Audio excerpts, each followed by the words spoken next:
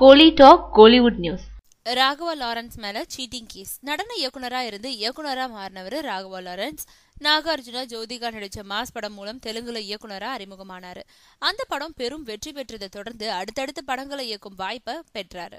தொடர்ந்து தெலுங்குல style, Don, rebel ஆகிய படங்களை இயக்குனாரு. தமிழ்ல முனி, முனி 2, காஞ்சனா ஆகிய படங்களை இயக்குனாரு.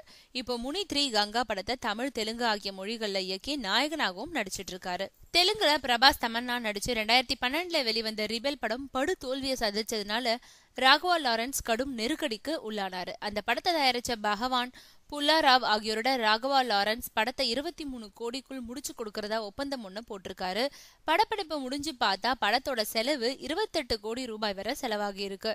அதனால மேற்கொண்டு ஆன செலவான 5 கோடி ரூபாயை திருப்பி தரணும்னு தயாரிப்பாளர்கள் கேட்டிருக்காங்க. ஆனா அந்த பணத்தை திருப்பி தர ராகவா லாரன்ஸ் தயங்கி இருக்காரு.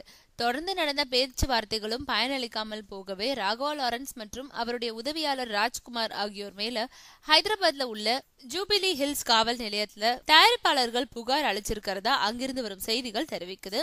இதையடுத்து ராகவா லாரன்ஸ் கைது செய்யப்படலாம்னு சொல்றாங்க.